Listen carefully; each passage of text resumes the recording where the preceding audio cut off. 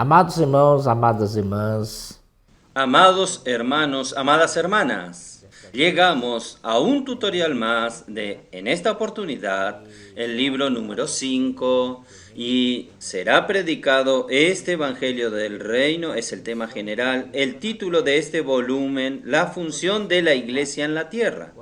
El título de la semana número 4, un corazón nuevo, espíritu nuevo y la nueva constitución. Vamos para el día lunes, la iglesia en los tiempos finales y la porción de la palabra es Mateo 5, versículo 17 al 48. En este día, el autor nos habló principalmente de que la iglesia es la sal de la tierra y la luz del mundo, repitiendo el encargo de la semana pasada. Esto, hermanos, esta frase, puedo orar por usted para que nosotros abordemos a las personas. Esto impacta a la obra. Y esto ha esparcido no solo en el Brasil, sino en los países de América del Sur y también en América del Norte, África, Europa y hasta Asia. Entonces, esto es muy impactante. Dios realmente ha usado las transmisiones del IBPT como una artillería, pero es necesario que los colportores vayan allí como la infantería para ocupar la tierra, para dominar sobre la tierra. Gracias al Señor que si nosotros practicamos esto, enseguida vamos a tener vencedores en todos los continentes de la tierra. En verdad, hermanos, nosotros somos una manada pequeña, como dice en Lucas 12:32, pero aprobó al Padre, agradó al Padre darnos el reino, gracias al Señor. No es por mérito nuestro, sino porque Él vio algo en nosotros, que hacemos esto para cooperar el avance del Evangelio del reino. También somos la iglesia en Filadelfia, una iglesia que ha abierto los tesoros de la palabra profética. Hasta entonces, la palabra profética estaba cerrada, nunca más por siglos apareció la palabra profética. Y en los últimos días el Señor nos ha abierto los tesoros de la palabra profética en la iglesia en Filadelfia. Y también nosotros vimos que la iglesia es una mujer virtuosa. En Proverbios 31, es la mujer que es compañera, que es auxiliadora idónea, ayudando al marido, administrando los bienes de la casa en lugar de él. Y el marido a su vez es el juez, que en verdad es nuestro Cristo. Cristo recibió todo el juicio de parte del Padre, toda la autoridad para juzgar a las naciones de parte del Padre. Sin embargo, hermanos, la iglesia necesita influenciar al mundo. Por eso que la iglesia es la sal de la tierra. Sal de la tierra, en verdad, es para dar sabor. Y sabor es alegría. Si usted tiene una vida bien sazonada, usted tiene alegría. Esto es lo que falta a las personas en el mundo. Este es el motivo por el cual debemos predicar el Evangelio, para salar la vida de las personas, para que ellas recuperen el sabor de la sal, el sentido de la vida humana, el significado de la vida humana pueda ser restaurada. ¿Y quién va a llevar esta sal? Somos nosotros mismos. Entonces, esta es la influencia de la iglesia ejerciéndola sobre el mundo. Y llegando al día martes, en el día martes, el título es Un vivir que engendre alegría, equilibrio y resplandor. Entonces nosotros esto lo vemos en Lucas 17, 26 al 27. La alegría del mundo está relacionada con comer, beber, casarse. Para esto es lo máximo para ellos, en el nivel de alegría.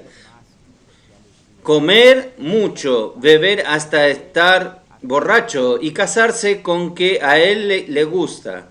Casarse y darse en casamiento es muy común. Los matrimonios se casan, se separan, se vuelven a casar y así continúan. Esto nos muestra que ellos no tienen satisfacción en sus vidas y aún tienen el vacío en su ser porque no tiene esta sal de la palabra del Señor. Así como en Proverbios capítulo 8 nosotros vimos que el Hijo vivía en armonía con el Padre. Y el Hijo era el placer del Padre. Entonces vivía en su presencia alegre. Esto está en Proverbios 8, 30, 32. Y Dios es la alegría. Alegría no es consecuencia de un estado, sino que la alegría es una persona. Dios es la alegría. Entonces, la alegría tiene una fuente y esta fuente es la misma persona de Dios. Si usted está en la presencia de Dios, usted se llena de alegría. Entonces, esto es muy bueno. Vamos a ver en 1 Pedro para que podamos hablar esto con más claridad. Dice así, 1 Pedro 1, 8. A quien amáis sin haberle visto, en quien creyendo, aunque ahora no lo veáis, os alegráis con gozo inefable y glorioso. Amén. Entonces nosotros tenemos esta alegría que es inefable. No tenemos cómo explicar esta alegría que nosotros sentimos con el Señor. Es una alegría inefable y llena de gloria. Por tanto, Dios es nuestra alegría llena de gloria. Ahora vamos a ver sobre la luz del mundo. Esto está en Lucas 1. Allí habla que Cristo es el sol naciente. Esto se refiere a la primera venida de Cristo. Él es el sol naciente. Entonces, Él es el sol que nació. Entonces, esta es la primera venida de Cristo. Y en Malaquías 4:2 nos dice que Él es el sol de justicia. Esto se refiere a su segunda venida.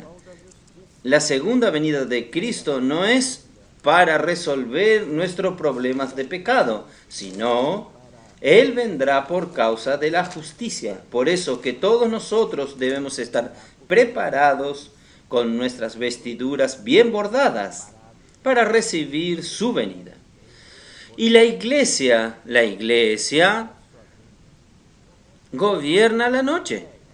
En el cuarto día, en Génesis capítulo 1, en la creación de Dios, el primer día era separado solamente de la luz de las tinieblas, pero en el cuarto día Dios creó las dos lumbreras, la lumbrera mayor para gobernar el día y la lumbrera menor para gobernar la noche.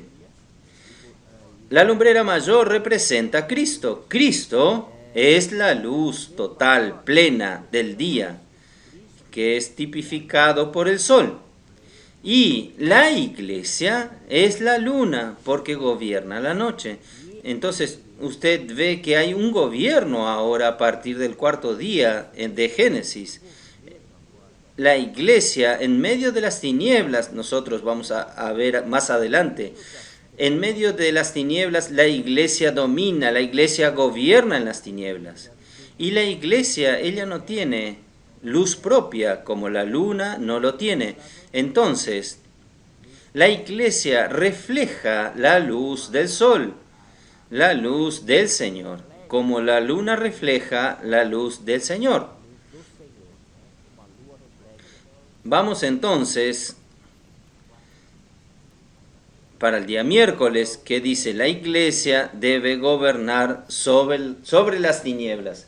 Aquí nosotros estamos hablando que gobernar sobre la noche. Voy a repetir aquí, la luz del primer día era genérica, era solamente para la separación de la luz de las tinieblas. Pero Dios creó al sol quiere decir la lumbrera mayor, que era el sol en el cuarto día. Esto está en Génesis 1:16. Ustedes pueden ver este versículo. Y para gobernar a la noche, Dios entonces colocó otra lumbrera menor, que es la luna, y que representa a la iglesia. Entonces, la importancia de la iglesia, mis hermanos, es llevar luz a este mundo. Aquí dice, la función de la iglesia como lumbrera para gobernar la noche. Entonces, la iglesia es una lumbrera para gobernar la noche. Gobernar es dominar, es administrar la noche, colocar autoridad en las tinieblas. Su función es libertar a las personas de la autoridad de las tinieblas y transportarlas para el reino del Hijo de su amor. Entonces, en Colosenses 1:13 está este versículo que dice que Él nos libertó del imperio de las tinieblas y nos transportó para el reino del Hijo de su amor. Esta es la función de la iglesia. Sacar a las personas del imperio de las tinieblas y transportarlas para el reino del Hijo de su amor. Por tanto, la importancia de que nosotros seamos la luz cuando predicamos el Evangelio. Las personas generalmente están perdidas, no tienen una referencia, su referencia por eso ellas se apegan a tantas cosas que no son verdaderas. Que no son verdaderas guías. Entonces, en verdad, son ciegos guiando a ciegos. Pero la iglesia, gracias al Señor, la función de la iglesia es libertar a las personas de la autoridad de las tinieblas, del imperio de la autoridad del imperio de las tinieblas y transferirlas para el reino del Hijo de su amor. También Juan 16:11, una iglesia comenzó el proceso de expulsar a Satanás porque nosotros vamos a desalojar su reino, el reino de las tinieblas. Entonces aquí en Juan 16 hay un versículo muy bueno, les voy a mostrar a ustedes, 16:11, Él nos dice así: y de juicio por cuanto el príncipe de este mundo ha sido ya juzgado. Gracias al Señor ya está juzgado. Solo falta ejecutar la sentencia. ¿Y quién va a ejecutar la sentencia? Es la iglesia. Entonces, con el aparecer de la iglesia, comienza entonces el proceso de la ejecución del juicio, de la sentencia contra Satanás. Entonces se inicia el proceso de expulsión de Satanás aquí de la tierra. También en 2 Corintios 3:18, aquí nos dice así: por tanto, nosotros todos, mirando a cara descubierta como en un espejo la gloria del Señor, somos transformados de gloria en gloria en la misma imagen como por el Espíritu del Señor. Vean, esta luz que está dentro de nosotros proviene de la gloria de Dios. ¿No es maravilloso? Entonces, cuanto más contemplamos la gloria, la luz de la gloria de Dios, vamos a reflejar esta luz. Más las personas van a percibir con más claridad el efecto de esta luz en sus vidas. Y nosotros somos los que debemos llevar esto. Oh Señor Jesús. Tenemos aquí también, vivimos en la era de Apocalipsis. Vamos a Romanos capítulo 13, versículo 11. Nos dice así: y esto, conociendo el tiempo, que es ya hora de levantaros del sueño, porque ahora está más cerca de vosotros nuestra salvación que cuando creímos.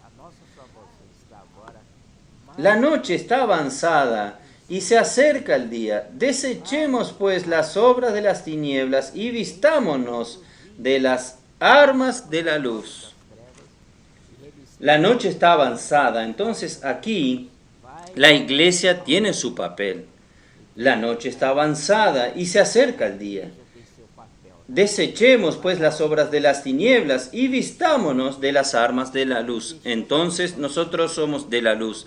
Entonces la advertencia aquí es muy clara, porque nosotros individualmente podemos hasta estar durmiendo, pero aquí colectivamente nosotros debemos estar despiertos, revestirnos de las armas de la luz para ir en contra de las tinieblas que es dominado por el enemigo. Y el versículo 13 dice así: andemos como de día, honestamente, no en glotonería y borracheras, no en lujurias y lascivias, no en contiendas y envidias. A pesar de que aquí habla de las cosas carnales del pecado, como de borracheras, glotonerías, son todas cosas carnales.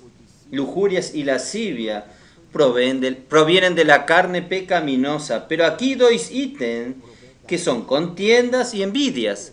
Esto viene del alma. Esto Él lo colocó.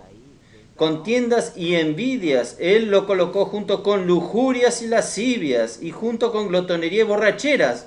Todo esto, aún contiendas y envidias, son obras de las tinieblas. Entonces nosotros tenemos que tener mucho cuidado. Y el versículo 14 nos dice: sino vestíos del Señor Jesucristo y no proveáis para los deseos de la carne. Inclusive nuestra vida del alma, que le gustan contiendas, envidias, necesitamos, el Señor coloca en el mismo lugar como las obras de las tinieblas. Vamos al día jueves. El día jueves es lo que hace que su luz se apague. Esto es muy importante. ¿Qué hace que su luz se apague?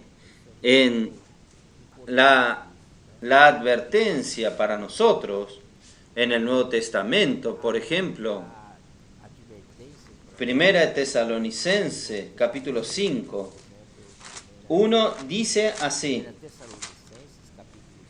pero acerca de los tiempos y de las ocasiones no tenéis necesidad, hermanos, de que yo os escriba, porque vosotros sabéis perfectamente que el día del Señor vendrá así como ladrón en la noche. Miren, entonces aquí está taxativo que el día del Señor va a venir. Habrá el día del Señor, el día de la venida del Señor, pero Él viene como ladrón y de noche. El ladrón viene para robar y generalmente roba de noche. Entonces esto es para estar despiertos, como habla en Romanos capítulo 11. Entonces tener cuidado, porque el Señor puede venir en cualquier momento. También hay otro versículo en Apocalipsis 3:3.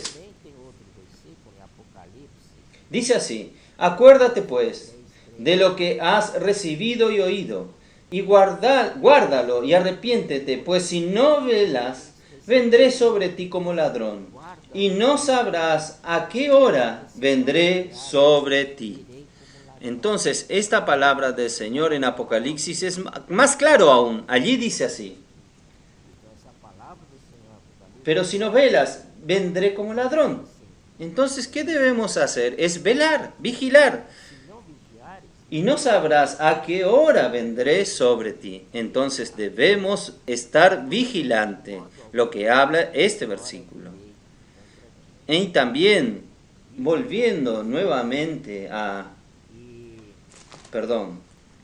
Primera de Tesalonicenses, capítulo 5, nosotros leímos ahí: cuando digan paz y seguridad, entonces vendrá sobre ellos destrucción repentina, como los dolores a la mujer encinta, y no escaparán. Señor Jesús, entonces aquí en el versículo 6.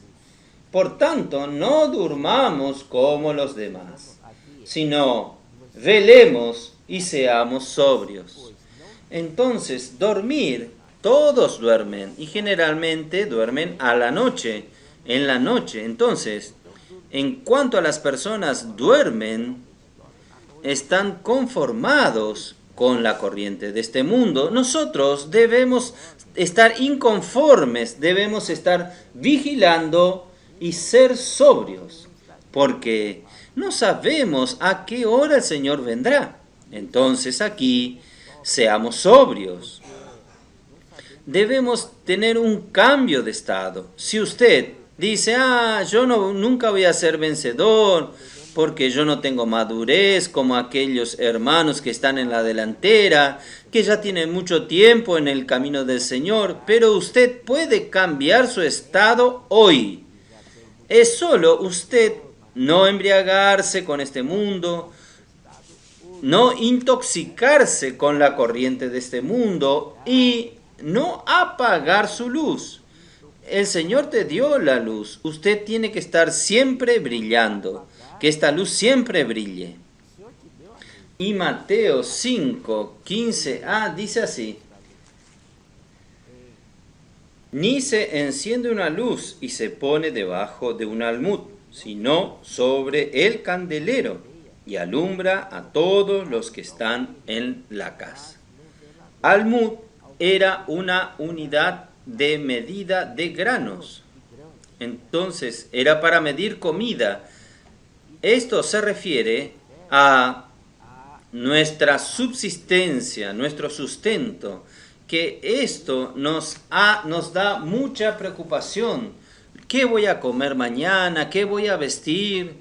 Muy preocupado con esto. Y el Señor ya dijo que no es para que nosotros estemos preocupados con qué comer o qué beber y ni qué vestir, que el Señor se encargará de todo. Pero el ser humano no confía en la palabra del Señor porque no tiene fe suficiente para creer en la palabra del Señor y comienza a preocuparse con su sustento, coloca el sustento, la sobrevivencia enfrente de la función que el Señor le dio a él, que es brillar. Entonces, estas cosas, preocupaciones por el sustento, preocupación por el sustento, terminan escondiendo la luz y apagando la luz. Esto es lo que no puede suceder, hermanos. Entonces vamos a ver en Mateos 5:16. 5:16 dice así: así alumbre vuestra fe delante de los hombres, para que vean vuestras buenas obras y glorifiquen a vuestro Padre que está en los cielos. Gracias al Señor, entonces, nuestra luz, hermanos, debe brillar para mostrar, ¿brillar dónde? Delante de los hombres. No es encerrado usted leyendo la Biblia solo, cantando, orando, himnos, intercediendo, leyendo libros espirituales solo. No, su luz tiene que brillar delante de los hombres. Todos necesitan ver su luz. Amén, hermanos. Entonces, esta advertencia para nosotros es muy grande. Y finalmente, en segunda Pedro 1:19. También la importancia de la palabra profética, porque ella también es una luz, ella es una antorcha. Tenemos también la palabra profética más segura, a la cual hacéis bien en estar atentos. Entonces nosotros debemos atender a esta palabra profética, como a una antorcha que alumbra en lugar oscuro, hasta que el día esclarezca y el lucero de la mañana salga en vuestros corazones. Si estamos atentos a la palabra profética, entonces vamos a estar siempre recibiendo la luz y mantener nuestra luz interna siempre encendida, que esta palabra profética es una antorcha que brilla en un lugar oscuro. Entonces, si nosotros mantenemos siempre unidos a la palabra profética, siempre entonces la palabra profética va a hacer con que nuestra luz brille y no se apague. Hermanos, esto es muy importante. Entonces vamos a dar valor, vamos a apreciar la palabra profética, sean los mensajes hablados, sean el alimento diario, sea otros live. Necesitamos estar atentos a este hablar. Gracias al Señor.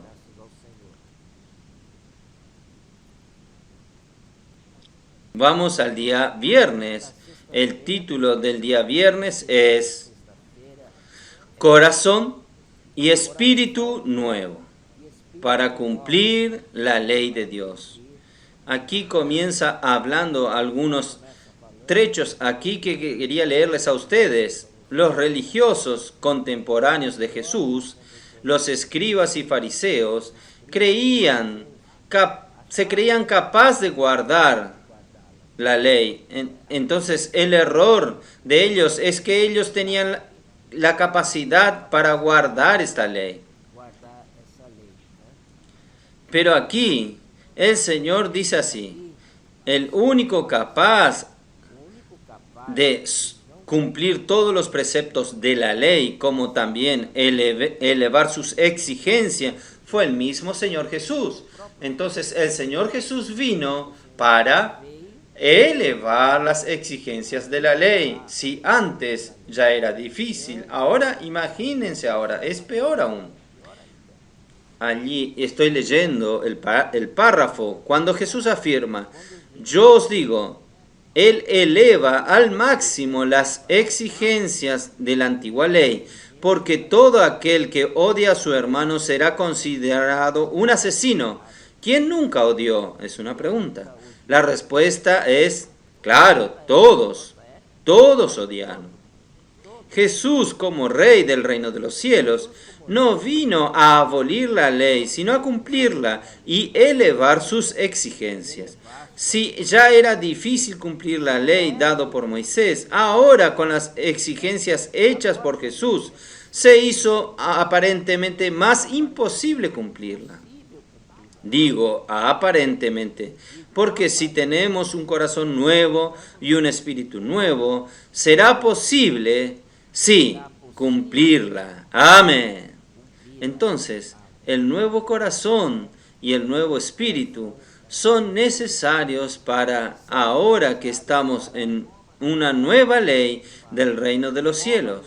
El Señor, como el Rey del reino de los cielos, Él promulgó estas leyes, esta constitución nueva para nosotros que somos sus súbditos en el reino de los cielos. Y Ezequiel 11, 19 al 20, Él dice así: y les daré un corazón y un espíritu nuevo, pondré dentro de ellos, y quitaré el corazón de piedra de en medio de su carne, y les daré un corazón de carne, para que anden en mis ordenanzas y guarden mis decretos y los cumplan, y me sean por pueblo y yo sea a ellos por Dios. Aquí, corazón nuevo es para sustituir el corazón de piedra. En el caso del pueblo de Israel, ellos tenían el corazón duro, un corazón de piedra, y el Señor en su lugar dará un corazón de carne, que es más blando, más dócil, más manso para el Señor. Gracias al Señor. Entonces, hay varios versículos aquí que hablan de esto, del corazón nuevo y del corazón y el espíritu nuevo. Vamos a ver aquí, hay un párrafo que voy a leerle a los hermanos. Aparte de la tierra, Israel también perdió la presencia del Señor por causa de este corazón duro de piedra. Ellos perdieron la tierra porque fueron conquistados y llevados cautivos a otras tierras extranjeras. Perdieron la tierra, perdieron también la presencia del Señor pues fue un pueblo rebelde, desobedeció los preceptos divinos. Como consecuencia, Israel perdió el reino y fue llevado cautivo a Babilonia. Ahí está la citación de los versículos. Es bueno que los hermanos vean este punto. Esta fue la razón que la gloria de Dios dejó el templo. Está en Ezequiel 11:22. El templo, ¿qué era? El templo de aquella época era, entre comillas, la habitación de Dios. Era algo hecho por hombres, pero representaba la habitación de Dios. Entonces, ellos perdieron también la habitación de Dios al perder la presencia de Dios. Dios ya no mora más allí. Dios ya cambió de casa. Allí quedó vacío, quedó hueco. Y enseguida también perdieron el lugar de habitación en Jerusalén. Entonces, Efesios, vamos a ver Efesios, un versículo bastante conocido. Efesios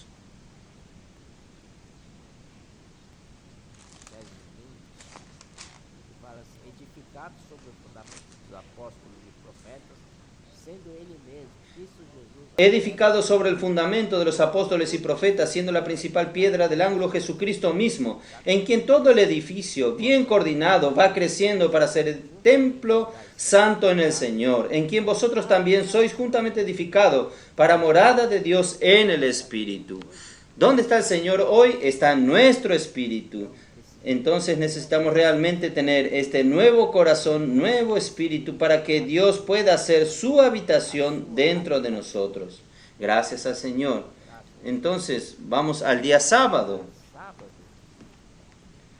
El sábado, el título es El amor genuino que procede de un corazón nuevo. De un corazón nuevo. Vamos a leer aquí. La única manera que Dios haga que su pueblo restaure la buena tierra, edifique en la iglesia, llenarla de su gloria, de su presencia, es darle un corazón nuevo. Esto está en Ezequiel 11:19.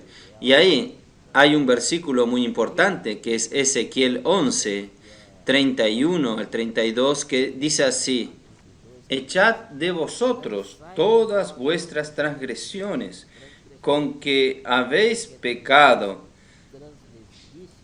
y haceos un corazón nuevo y un espíritu nuevo.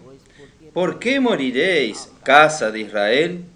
Porque no quiero la muerte del que muere, dice Jehová el Señor. Convertíos, pues, y viviréis. Hay una oportunidad, una chance para que ellos salgan de esta situación caótica, que es convertirse al Señor. Entonces, día a día, gracias al Señor, el Señor nos dio un nuevo corazón, un nuevo espíritu, para que día a día podamos convertirnos al Señor, quitando de nosotros el corazón duro, un corazón de piedra. Oh Señor Jesús. Entonces, también hay un versículo aquí de Ezequiel 36:24, que dice: Y yo os tomaré de las naciones, y os recogeré de toda la tierra, y os traeré a vuestro país. Esparciré sobre vosotros agua limpia, y seréis limpiados de todas vuestras inmundicias, y de todos vuestros ídolos os limpiaré. Os daré corazón nuevo, y pondré espíritu nuevo dentro de vosotros, y quitaré de vuestra carne el corazón de piedra, y os daré un corazón de carne. Y pondré dentro de vosotros mi espíritu, y haré que andéis en mis estatutos, y guardéis mis preceptos, y los pongáis por obra. El corazón nuevo, miren, qué definición linda, hermanos. El corazón nuevo es para amar al Señor sobre todas las cosas. Vamos a leer estos versículos más tarde. Hermanos, entonces, corazón nuevo, ¿para qué es? Es para amar al Señor sobre todas las cosas. Y el espíritu nuevo es para contactar a Dios y tener comunión con Él.